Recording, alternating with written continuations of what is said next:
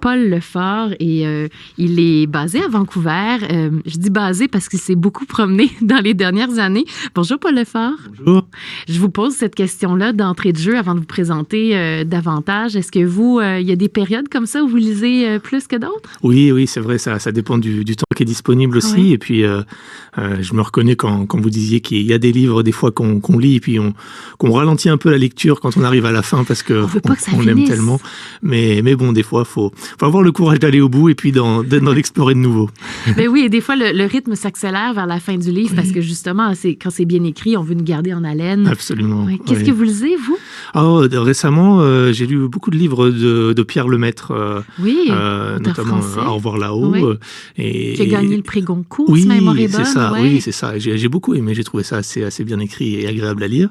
Et puis, dernièrement, plutôt des classiques de la littérature française, un peu de Louis-Ferdinand Céline, et puis Marguerite Duras aussi, que j'ai beaucoup aimé. Oui, vous êtes dans les grands classiques. Oui. Mais qui ont encore un écho, je pense, et qui résonnent encore aujourd'hui. Et le regard de Marguerite Duras sur la vie en général aussi, je pense qu'on doit se dire qu'elle aurait pu vivre à notre époque. Ah oui, absolument. Oui, on s'y reconnaît. Et puis ça, c'est quelque chose qui parle encore, même 70 ans après. Oui. Je vous présente aux auditeurs Paul Lefort. Alors, vous êtes français d'origine, installé au Canada depuis plusieurs années.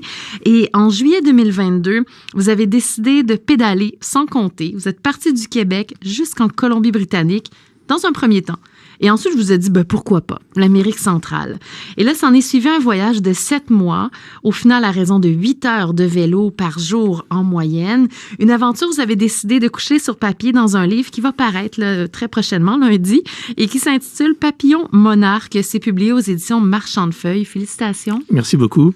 Et dites-moi, comment ça a commencé cette envie de tout laisser pour dire, OK, je plaque tout, pour reprendre votre expression dans le bouquin, je m'en vais et ça y est, je prends mon vélo. Il faut savoir que le vélo, c'est quelque chose qui m'intéressait et puis que je pratiquais depuis déjà plusieurs années avant le voyage. Et puis, j'avais toujours cette idée en tête d'un jour partir et puis parcourir une longue distance. Je savais pas trop encore sur quel terrain ça allait se faire. Et puis, j'ai immigré de la France aux États-Unis. J'ai travaillé pendant 4 ans. Mon visa s'est terminé aux États-Unis. Et là, je suis arrivé au Canada.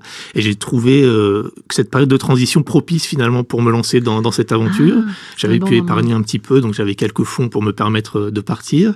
Et puis, surtout, c'était un peu avant l'été que je me suis décidé de me lancer. Donc, la météo me permettait de me lancer sur les routes du Canada à ce moment-là, depuis l'Îlet-sur-Mer au Québec, pour être précis. Mais oui, ça m'a quand même... je viens du Québec à l'origine, mais ça m'a fait sourire, justement. Vous étiez...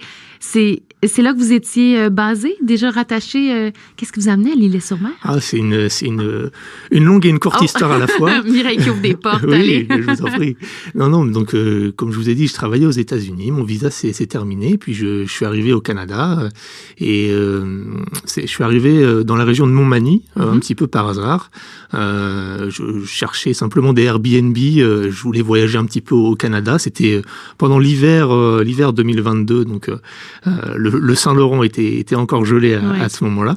Et puis, je suis tombé un petit peu amoureux de la région de l'Îlet. Et puis, j'ai décidé de m'y installer quelques mois. Et j'ai commencé à travailler d'ailleurs dans un magasin de vélo où j'ai commencé aussi un petit peu à m'entraîner à la mécanique et à l'entretien du vélo. Vous en parlez d'ailleurs dans votre bouquin. Oui, absolument. Et puis, à partir de là, je suis parti de l'Îlet jusqu'à Vancouver. Donc, déjà, c'était... L'Îlet-Québec, ça vous suffisait pas. Vous avez commencé par ça, mais vous avez dit, allez, on va aller plus loin. Voilà, c'est ça. C'était un projet un petit peu fou. D'ailleurs, je l'ai dit qu'à quelques personnes de ma famille. Et puis, quand on me demandait sur la route les premiers jours où est-ce que j'allais comme ça avec mon vélo chargé, les premières fois, j'ai dit que j'allais à Vancouver. Et puis, je sais pas, ça devait impacter ma confiance en moi. Alors après, je disais juste que j'allais dans la ville d'à côté. Ah oui, c'est une bonne réponse, ça. Mais parce qu'on connaît, je pense entre autres à l'Ontario, qui est très, très... J'allais dire, les routes sont très longues et ça prend du temps, même en voiture, là, pour faire, je pense, juste au nord de l'Ontario, 18 ans à faire Sudbury, Thunder Bay. Oui. Donc, j'imagine même pas en vélo. Ensuite, les prairies, on dit à la blague que c'est en ligne droite et pour avoir roulé, non pas en vélo encore. Mais donc, j'imagine même pas sur un 2 roues comment c'est. Oui, non, c'est quelque chose d'assez fou et il faut le vivre pour le comprendre ou lire un livre de quelqu'un qui l'a vécu. Mais ça a été une aventure assez folle sur le plan physique et aussi mental, finalement, les prairies. Comme vous l'avez dit, c'est assez long. On a beaucoup de vent de face. Ah oui. Si vous lisez jusqu'à la page 60 environ, vous verrez qu'il m'est arrivé quelques aventures et des crampes assez importantes du côté de Moose Jaw et de Caronport, en Saskatchewan. Donc, je suis resté pendant 10 jours immobilisé par les crampes dans un petit village et puis j'ai finalement pu repartir. Mais oui, le mental a été beaucoup testé dans les prairies. Ouais. Êtes-vous allé voir Mac de Moose, la mascotte de Moose Jaw? Non, qui est un énorme orignal. Malheureusement, je n'y ai pas été. Oui, j'aurais aimé, mais je suis passé à côté. Et au travers de ce carnet de route littéraire, vous en parlez en ces termes là, de votre récit, il y a surtout les rencontres aussi, les gens qui vous ont accueillis, et il y en a beaucoup. La communauté, elle est tissée serrée dans ce milieu-là du cyclotourisme, si on appelle ça comme ça? Oui, je pense qu'effectivement, il y a vraiment une communauté qui est internationale, que ce soit au Canada, aux États-Unis, au Mexique ou au Guatemala. Il y a vraiment une communauté, des gens qui s'entraident, et puis de manière plus générale, une bienveillance, je dirais, vis-à-vis des cyclotouristes. Quand on arrive à vélo, souvent on suscite la bienveillance, la curiosité, et ça facilite les rencontres. Alors, des rencontres, effectivement, il y en a plein dans le livre, des centaines de belles rencontres, de très belles rencontres, dont je garde de magnifiques souvenirs. Est-ce que vous organisiez tout au préalable ou c'est de bouche à oreille? Une fois que vous arrivez dans un village, vous roulez, vous repérez quelqu'un peut-être qui arrose ses fleurs sur son gazon et vous le saluez, ou comment ça se fait pour les gens qui n'ont pas lu votre livre encore? Oui, donc moi ce que j'ai fait, c'est que j'ai prévu les 2 premières semaines du voyage vraiment au jour le jour. Et puis après, généralement tous les dimanches, je prévoyais les 5 prochains jours ou les 6-7 prochains jours. Donc ça me permettait de donner un peu de structure et puis d'avoir un objectif en termes de distance et de pédalage tous les jours. Mais oui, ça m'est arrivé surtout au milieu du voyage et vers la fin, plutôt de prévoir un peu au jour le jour, selon le bouche à oreille, les endroits qu'on me recommandait ou les histoires qu'on me racontait. J'avais envie d'aller voir tel ou tel endroit, alors j'y allais tout simplement. Ça doit être une façon aussi pour les gens de voyager, peut-être à travers vous aussi? Ah oui, absolument. Oui. Il y a vraiment un intérêt et puis une manière de voyager. On me pose beaucoup de questions sur d'où je viens, où est-ce que je vais, et on se rend compte que les gens, de manière générale, ont cet aspect universel peut-être qui est très humain et qui est, de manière générale, ouvert vers les autres, malgré tout ce qu'on peut entendre souvent dans les actualités. N'importe quelle personne que j'ai rencontrée aux États-Unis, au Mexique, au Guatemala, c'est des gens très ouverts, quelle que soit leur origine ou leur situation sociale. Et c'est quand même incroyable, je le disais en blague, une fois arrivé à Vancouver, pourquoi pas, vous avez poussé vers le sud, et on mentionnait les prairies, les longues distances. Mais je présume la côte ouest que vous avez fait, mais jusqu'au Guatemala, parce qu'on est rendu dans d'autres pays, est-ce que, d'un point de vue extérieur, quelqu'un qui l'a jamais fait peut se poser des questions peut-être sur la sécurité ou le fait que vous êtes tout seul pendant longtemps quand même. Donc, comment vous avez approché ça? Oui, absolument. Alors là, la sécurité, c'est quelque chose que j'avais toujours en tête. J'avais fait mes études à Sciences Po Rennes en relations internationales, donc l'aspect des relations internationales, de la sécurité, est quelque chose effectivement qui est important pour moi. Donc, au moment d'entrer aux États-Unis, l'aspect de la sécurité était assez mineur. C'est un pays assez sûr à vélo, surtout sur la côte ouest, que je recommande beaucoup pour les cyclotouristes parce qu'il y a beaucoup de camping et des routes très agréables à rouler le long du Pacifique. Et puis, non, la sécurité, c'est quelque chose qui a été beaucoup plus important au moment d'arriver au Mexique, puisque je suis arrivé par Tijuana depuis San Diego. Sans stigmatiser, mais oui, forcément, on l'entend en nouvelles, mais c'est aussi une réalité.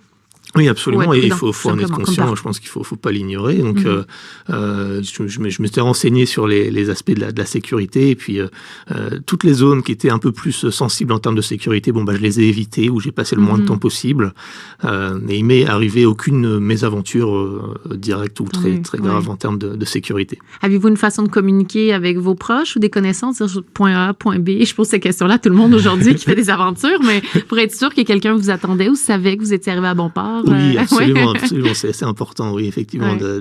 de tenir quelqu'un, au moins une personne informée de là où on est, oui. Oui. Et bon, on parlait du Mexique, mais même pour avoir fait certaines routes, on se dit, ouais, si je suis en panne d'essence ici, je serais bien embêtée. Donc, j'imagine en vélo. C'est aussi pour ça que vous avez pris des cours de mécanique pour essayer de vous sortir du pétrin si jamais vous aviez besoin. Oui, effectivement, et ça a été plutôt une bonne chose parce que j'ai eu quand même pas mal de soucis mécaniques. Ah ouais. Outre les crevaisons qui ont été un peu plus normales que la moyenne, je pense.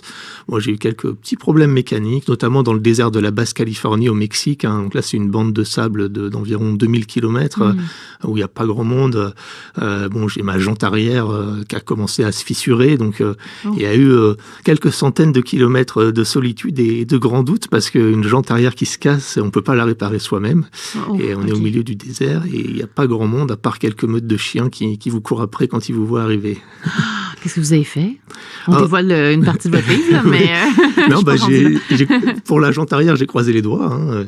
J'ai croisé les doigts et puis après plusieurs centaines de kilomètres, je suis arrivé dans un petit village où je me suis rendu dans un atelier mécanique qui n'avait pas le matériel dont j'avais besoin, mais qui m'a recommandé un autre village un peu plus loin. Et là, comme par magie, il y a un mécanicien qui était spécialisé en vélo, qui avait exactement la jante arrière dont j'avais besoin, qui est une jante très spécifique, hein, parce que bon, je ne veux pas rentrer dans les détails mécaniques, mais c'est une jante avec 36 trous, double paroi, etc., qu'on trouve déjà très difficilement à Vancouver, par exemple. Vous avez dit c'est une bonne idée de faire ce périple-là avec un vélo comme ça.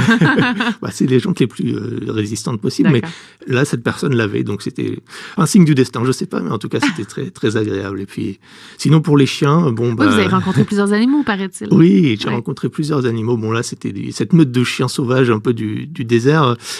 C'était sur une longue ligne droite avec un vent dans le dos. Donc, je me suis lancé dans un sprint, peut-être à 50 km/h avec les chiens qui me couraient après.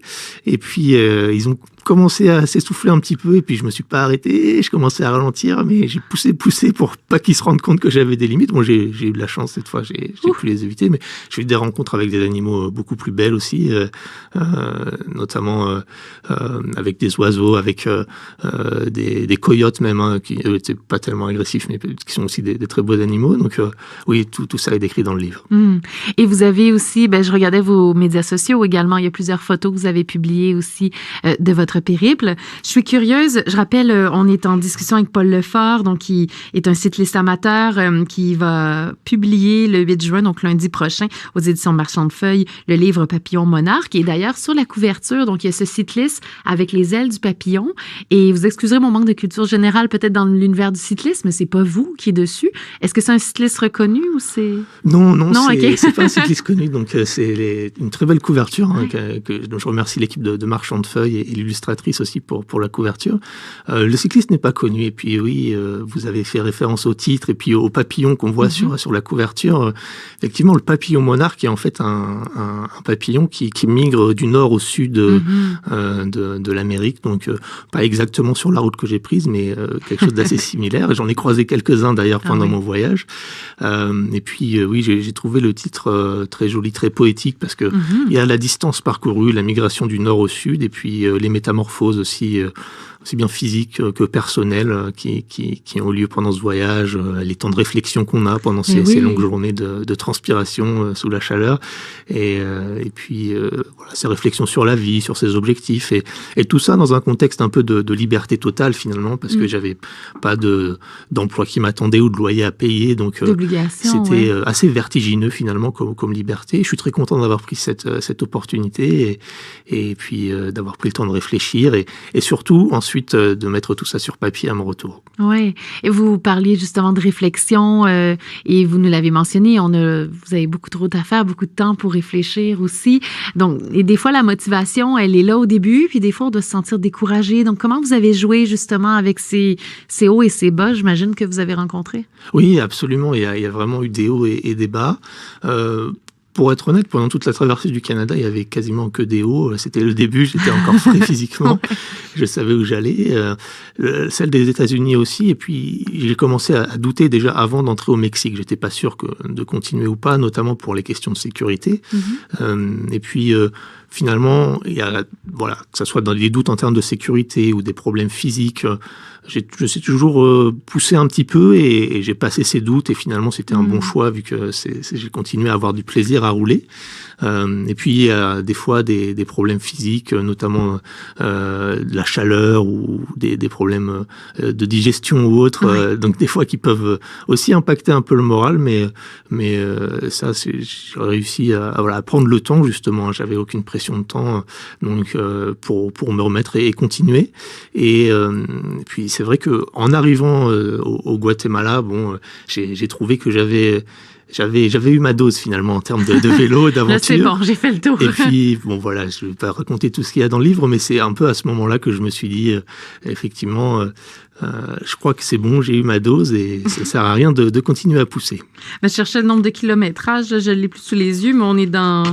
on imagine même partir du Québec. Vous souvenez-vous? Oui, on a un peu plus de 13 000 kilomètres, effectivement. Ouais. Quand même. Et parmi les rencontres, justement, ça vient donner des moments de répit aussi pour bien manger, bien dormir également, équilibré. Vous avez aussi rencontré des membres des Premières Nations, je crois, pendant votre séjour.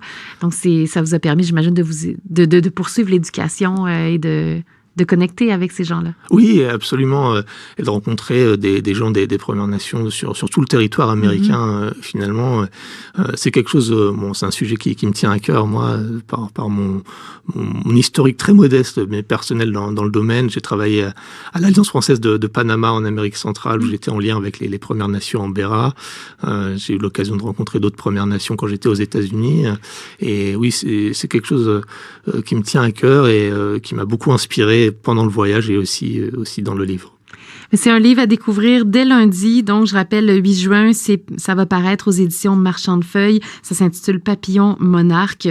C'est votre carnet de route littéraire, Paul Lefort. Et donc, j'invite les auditeurs à se mettre le nez là-dedans pour voyager. Je rappelle, vous êtes cycliste amateur et ça raconte justement votre voyage depuis le Québec jusqu'au Guatemala. Merci beaucoup d'être venu en studio avec nous. Non, merci beaucoup. Et si les auditeurs veulent voir les images du récit, ils peuvent aller sur la page Instagram ou Facebook qui s'appelle Paul l'América Vélo. Ils pourront mettre des images sur les mots. Merci beaucoup, Paul. Merci à vous. À bientôt.